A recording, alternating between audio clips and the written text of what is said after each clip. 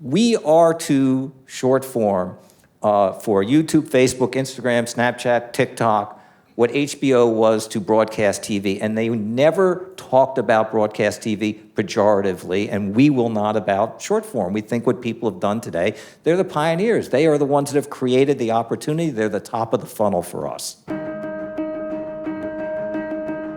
All right, it is my great pleasure to welcome two extraordinary people to the stage. They're launching a new company called Quibi, Quick Bites, that they hope will revolutionize the way we watch video on our phones. They're putting $1 billion into content, putting as much into tech. We're going to talk a little bit about that. We're going to talk a little bit about where it's going. We're going to talk about some of the things they built. And since, as Paul Ryan said, we're talking about bringing people together, they've united San Francisco and Los Angeles.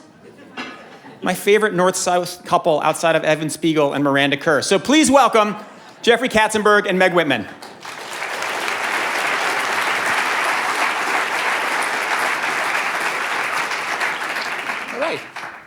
Good morning. Good morning. Let's start. Jeffrey, how'd you guys meet? Oh boy.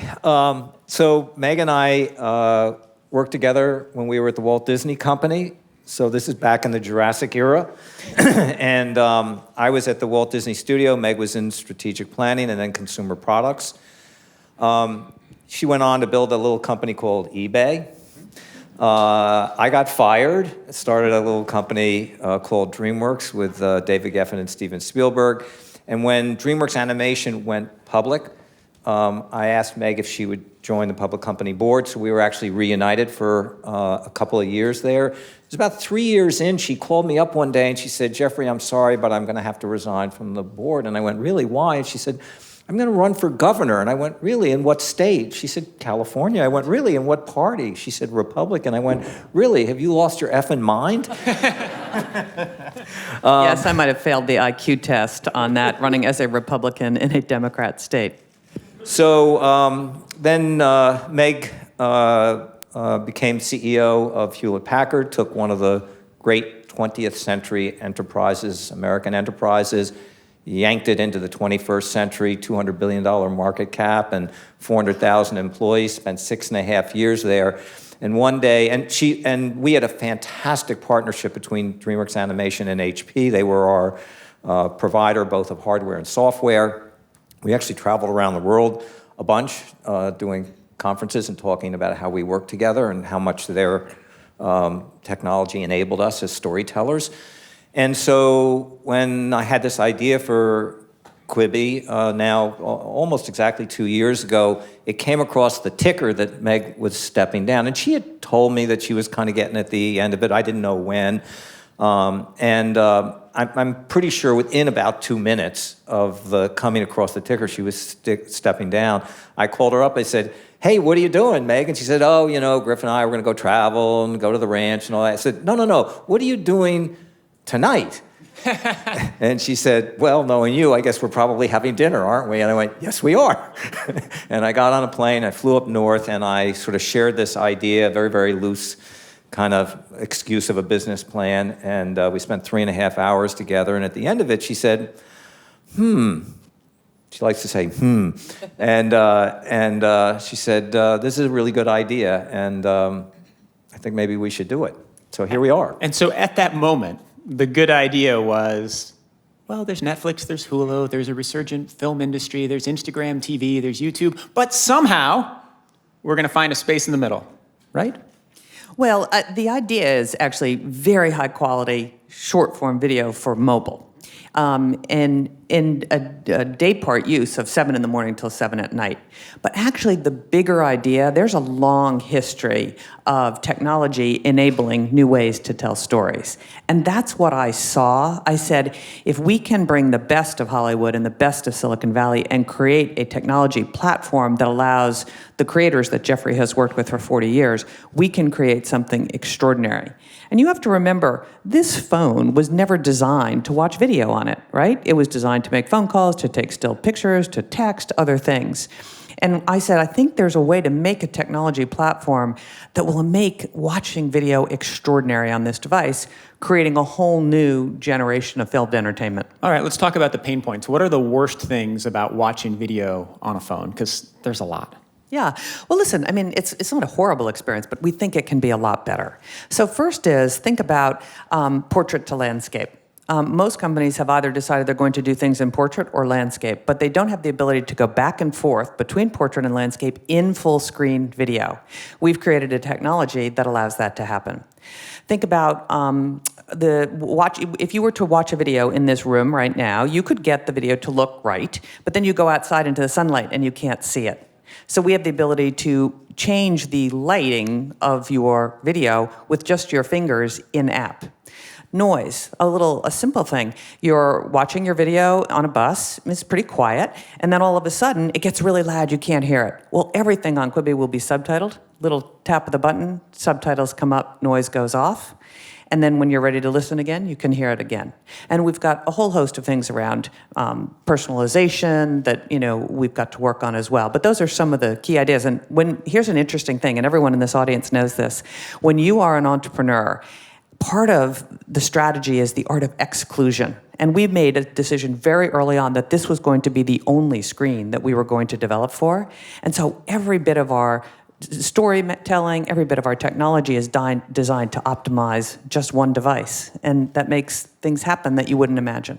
All right, let's pause here for a second to make sure that everybody understands exactly what you're doing. And then I want to dig back into one thing you said. Jeffrey, why don't you just take a minute and say what the content will be on Quibi, the 3 different tiers of how content will be presented, when your launch date is, so that we all know what we're talking about here. Yeah, I think it falls into a couple of categories of sort of new sort of evolution of storytelling. And the first is that movies and chapters. And I think of this as actually maybe the 3rd generation of film narrative. The first generation were movies, 2-hour stories meant to be watched in a single sitting in a movie theater. Second generation of film narrative were 13 to 26 hour-long stories designed to be watched in chapters with act breaks for commercials in between.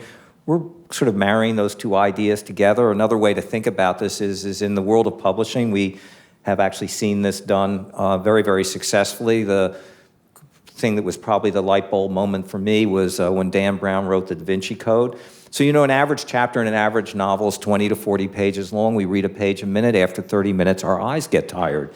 And so editors have said to their authors for years, don't write chapters longer than that. So Dan Brown writes the Da Vinci Code. It's 464 pages long, has 105 chapters. And so literally, the chapters on average are less than 5 pages. And when he was asked at the time, he said, why he wrote it in that way, he said, I think that we don't have the same time that we used to. I don't think my readers have as many 30 and 40 minutes. And so I want them to have a fantastic reading experience that's convenient to the rhythms of our culture and our society today. You got 10 minutes? Read a chapter or 2. Got an hour? Keep going. So Quibi is actually sort of bringing that same idea, which is we're making movies that were the mainstay of the business when I grew up in it. So if you go back into the 60s and 70s and 80s, we made people movies. They were big, high-concept ideas with great actors in them. And so those movies are really don't really work in movie theaters today. We think they are going to be bread and butter for us. Second is actually doing really kind of fun things in reality television today, and where we can take this. We're sitting here, YouTube is actually the foundation of this and the author of this, which is if you had fantastic resources as YouTube storytellers and creators, if you had greater resources, what would the ambition and that you could do with it? And that's what a subscription service allows us to do.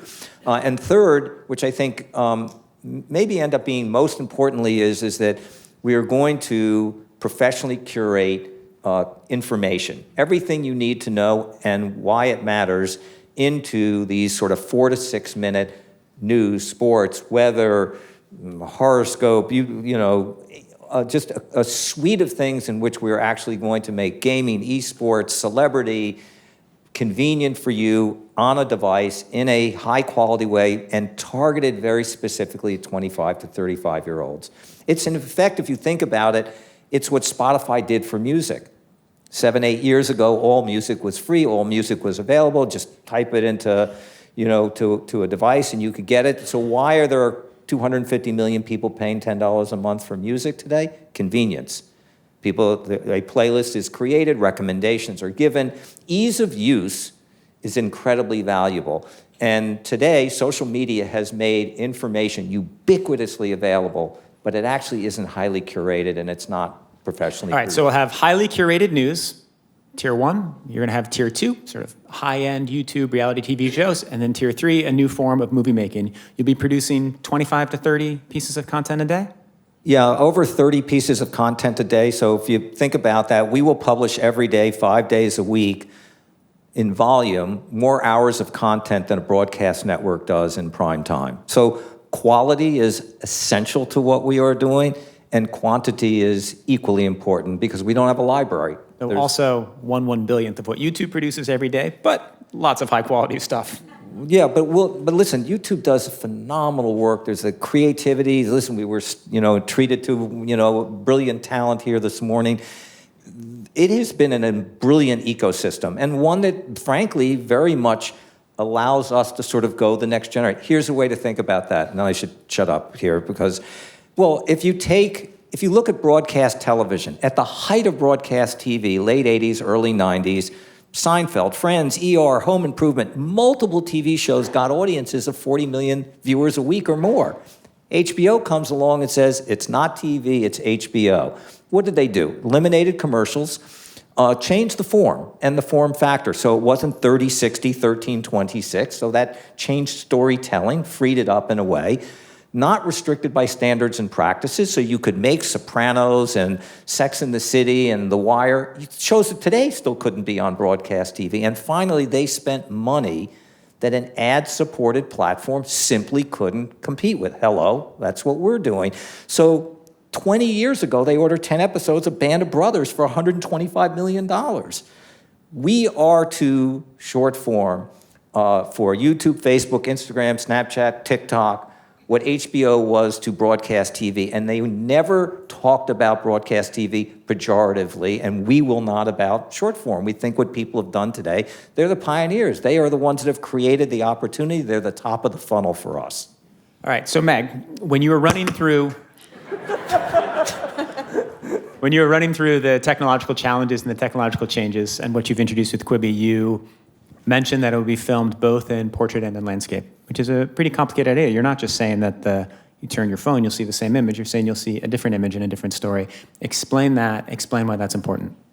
So Jeffrey mentioned one thing that should not go unnoticed. We will be the first OTT service to launch without a library. Why do we launch without a library? Because the content needs to be shot in a way that you can seamlessly go from portrait to landscape. Now, some of our content, it's the same narrative, it's the same view, it just looks fantastic in portrait and fantastic in landscape. So the cinematographer needs to look through their camera and say, how is this shot going to look in vertical or portrait? How's it going to look in landscape? And then what we do is effectively make two movies that we have some new technology to allow that it doesn't suck up your battery width and it doesn't suck up your battery life and your bandwidth. And it can be two movies that are quite different, right? It could be it different can also storylines, it could be different characters. Absolutely, because once our creators figured out this portrait to landscape notion, they said, well, I'm going to tell one story.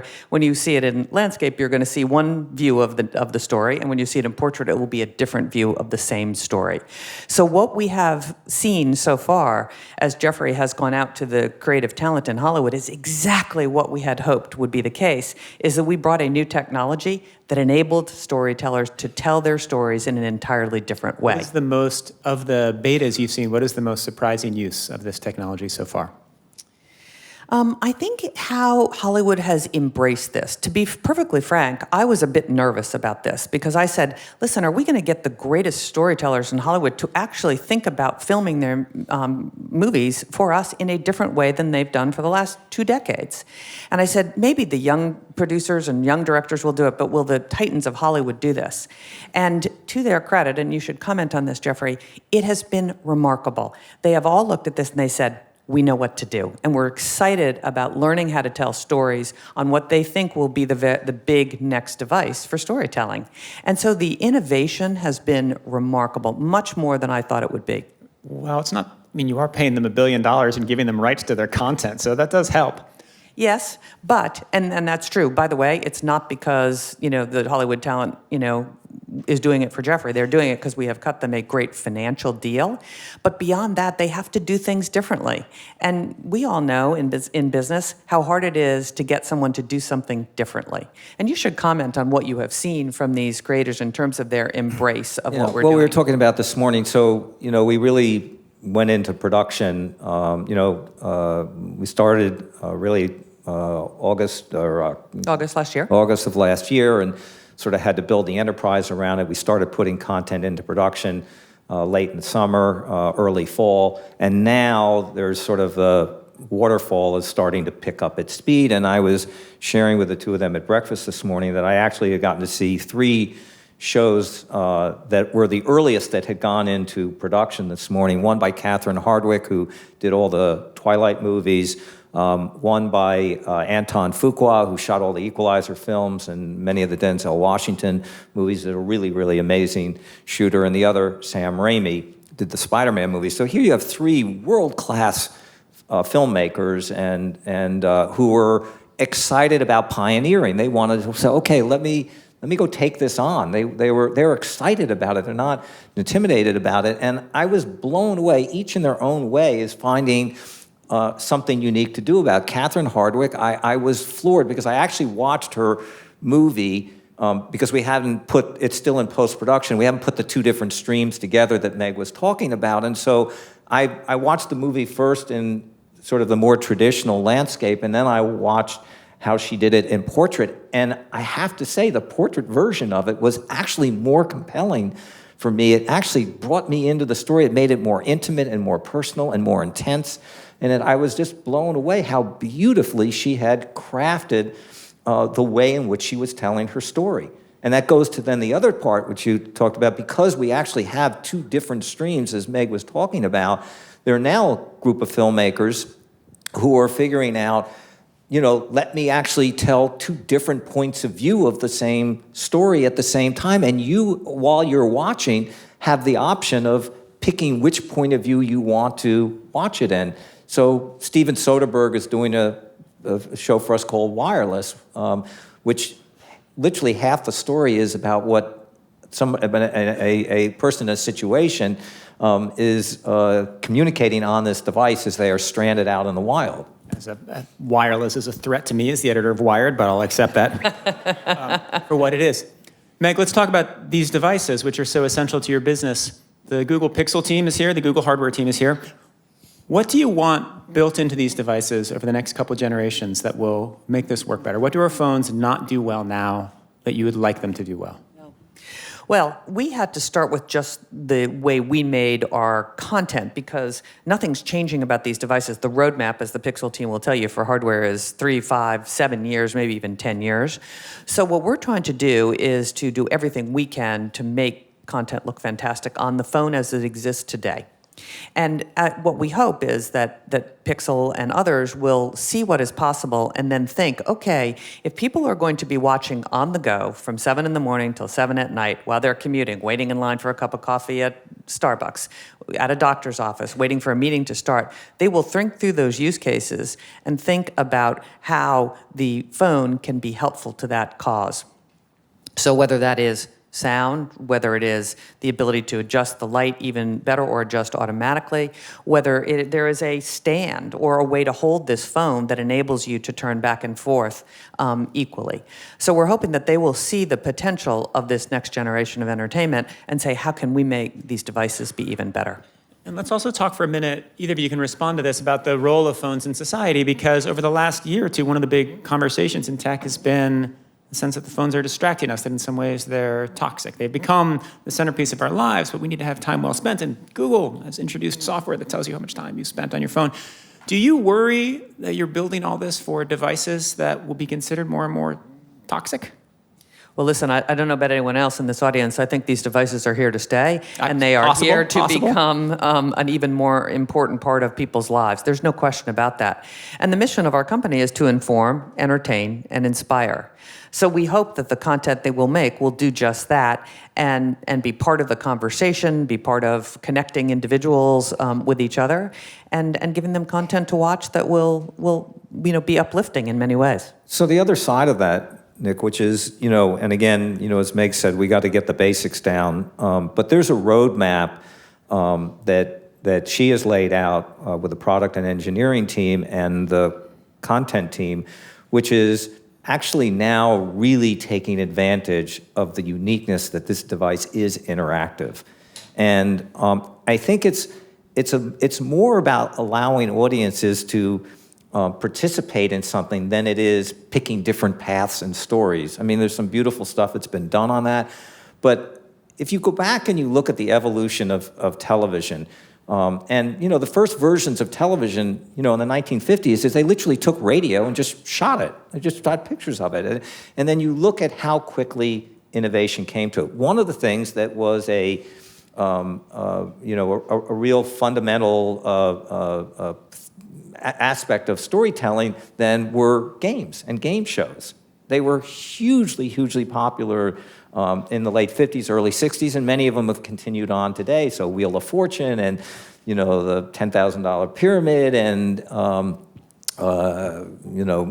there are many of them. And the ability to, The Price is Right, the ability to actually create interactive versions. There was a thing, I'm sure everybody followed it because it was so compelling, which was this little thing called HQ that came along about 2 years or so ago and sort of shot up for a moment.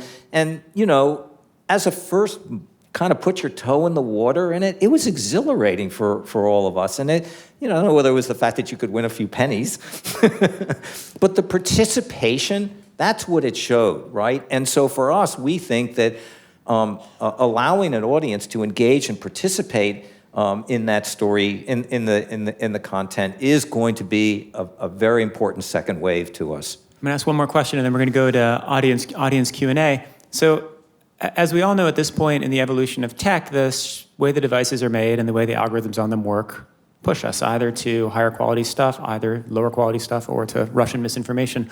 What is it about the structure of Quibi and the way it will be set up that you think will definitely lead people to have incentives to create higher quality content and to do better storytelling? And as you said a few minutes ago, to recreate the kind of movies that are no longer popular in cinema today?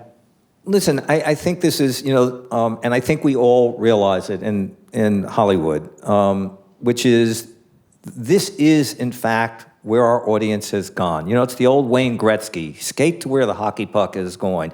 And the fact is, the sort of combination of, 5, 6, 7 years ago, Qualcomm creates a chip that allows us to stream quality video on this. The extraordinary evolution of the largest, most important, most valuable media platform by a factor of 100, called YouTube, right, has now created this amazing new experience. There are 2 billion people watching 1 billion hours of content every day. The idea that you could now allow that to migrate into a super premium version of that is, I think, really exciting. It's exciting to Hollywood. This is going to be the third generation of film narrative, and that is why I think all these great storytellers have come out to do it. The economics, yes, are rewarding because as a business, we wanted to make sure that incentive was there. But I think more than anything else, what we're finding right now, for the first year, we pushed the boulder up the hill to get people to get excited about this. Now it's kind of gone the other side, and we're like chasing after the boulder because it's just going so fast. Everybody wants to play. Let's say one last thing. The financial model is a combination of subscription plus advertising. And this is part of the way that we can afford to acquire the content that Jeffrey described and have the creators own their own IP. So advertising is a big part of our platform. In fact, we just announced last week the 10 inaugural advertisers who have category exclusivity, and we have sold out our entire first-year inventory of advertising, and they are some of the great brands in the United States. So building another area of the this technology is how do you build a platform that is as exciting for advertisers as it is for creative? So we have our eye on both constituencies, and very keenly, how do we create new ways for brands to tell stories, just like we've gotten new ways for filmmakers to tell So I stories. love this. So I'm sort of explaining about movies and chapters, and Meg sort of one day goes, well, why wouldn't you have a commercial in chapters? Because every Quibi has our quick bites. Every one of these has a pre-roll in it from 10 to 15 seconds in length. So she said, well, why couldn't you have a 1-minute television commercial that is actually a story that has 4 chapters to it, 4 acts to it, and the technology allows it to follow the viewer through watching 4 pieces of content in it. So all of a sudden, the advertisers are super excited about a new form of storytelling for them. So I see. So as I watch 4 different Quibis of different kinds, whatever they are, I'll follow the same advertising. Until you get those You'll 4 see chapters. those 4 chapters of that television commercial. Cool. All right. As we move to breaks and chapters, break chapter, anybody want to ask a question at the back? We have a microphone set up there and a microphone set up in the middle. Please come forward and do not be shy. And the race is on, and the winner is in the center. Sure, I'll break the ice. John Alfernus, I'm from Lyft. I think what you guys are building, or what you're both building, is amazing. I'm curious how you think about the stability of screen sizes that we have today on our nice little mobile phones, and how you plan to adapt what you're building to changes in screen sizes. We've seen screen sizes change a lot since the very beginning. People are starting to play with foldable screens. Projectors will be built into our devices before long. So are you locking into a format that might not exist in 5 years? No, we hope not. So listen, we're making this, our technology enables this video to look fantastic on all the different screen sizes there are today, but we are also thinking about what are the next screens, whether they're foldable, whether they are different aspect ratios than they are today, and we're going to have to evolve the technology. We are just at the beginning of creating the technology to enable video to be watched on this device, and we have to stay ahead of the curve, which means we need to be connected to people who are making Android devices like Samsung, as well as Pixel and of course iOS as well. So we're on this notion, and actually we're excited about this because we think the more advances there are in screen size and foldability, in all kinds of different things, the more opportunity there is for storytellers and the more opportunity there is for us to differentiate the technology. Did you just say in foldability? Thank you. Awesome. I assume that there probably will be, would be my Adriana? guess. Hey, good morning. Adriana from Cisneros, former owner of Univision. So my question for you is regarding the Hispanic market. Hispanics over-index in all of their digital behavior, and the growth is astounding. Are you guys considering that in your strategy, and is it more going to be Spanish language for the Hispanic market or English language that's appealing to Hispanics? Yeah. So, great question, and thank you for asking it. So, as you know, this generation of millennials is the most diverse generation in American history, and we are launching in the US and Canada. And so we've been very mindful that probably 40% of our core audience will identify as non-white, so African American, Hispanic, et cetera. And we are doing 3 things. First is we are making sure that our company reflects our audience. One of our core values is be the audience. So think about this. Our company is 51% women, 49% male. 43% of our leadership team is women. 47% of our employees identify as non-white, which is extraordinary. And then in front of the camera and behind the camera. And 80%, so this is really tragic, 80% are under 40 and 40% are under 30. And then there's Jeffrey and me. 2 old dogs. So we are making, to answer your question directly, we are making Spanish language content. And remember, we don't make any content, we commission that content. So you might talk a little bit about what we're doing with Telemundo. Yeah, so we have a partnership with Telemundo. They will actually deliver to us a daily news show as well as a daily celebrity show for the Latinx market. As you pointed out, and they have pointed out very clearly in their demographic, they are English language about Latinx news and celebrity as opposed to Spanish for Spanish. So we're being led by them. We're also doing a number of shows in long form that are the lighthouses that both in theme and in behind the camera, in front of the camera. So day one, it was, we've got to serve our audience, and diversity and inclusion are incredibly important to us. And all the rights that we are securing are global rights for the content. So this will ultimately be a global platform. We're starting, as I said, in the US and Canada. I'm certain there's some things we're going to learn. We'll make those adjustments and then roll quite quickly afterwards to important global markets. Over here, thank you.